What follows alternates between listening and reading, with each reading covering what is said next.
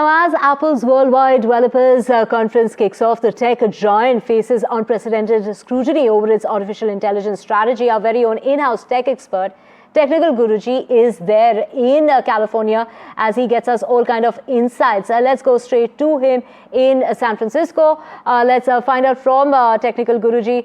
Gaurav, can you highlight the key launches that Apple has talked about today?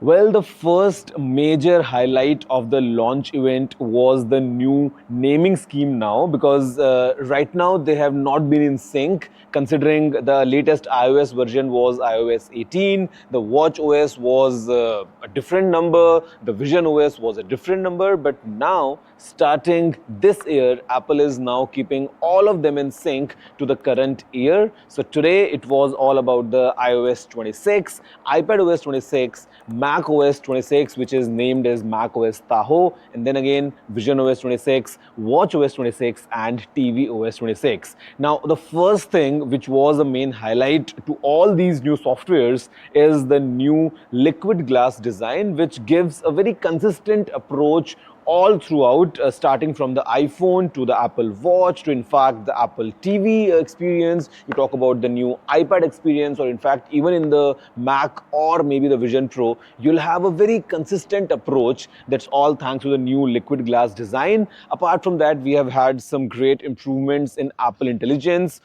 Talk about live translation for messages or calls. Well, it's pretty useful. At the same time, now we have visual intelligence to search for stuff which is present on the screen. So I think everything combined, lots new updates coming in from Apple. Well, Technical Guruji joining us from Cupertino in California. Well, just break it down for us in terms of the new features we can expect, post updates, whether it's the iPhone, also when it comes to the iPad or even the Mac. Okay, so the developer beta is out right now as I speak. The public beta is coming next month, which is in July, and the overall stable release for all these new softwares will be happening this fall. You can expect the launch of the new iPhone and maybe the new Mac products in October, or if they're not coming, then still we'll have all the softwares out by this fall. Now, speaking of the devices which are compatible with these new softwares, I'll start with the iOS. So if you have any iPhone SE, which is second generation or newer, or you have an iPhone which is iPhone 11 series or newer, you will have the latest iOS 26. Speaking of the Mac, for all the Mac products that are powered by Apple Silicon, you are definitely going to get the macOS 26.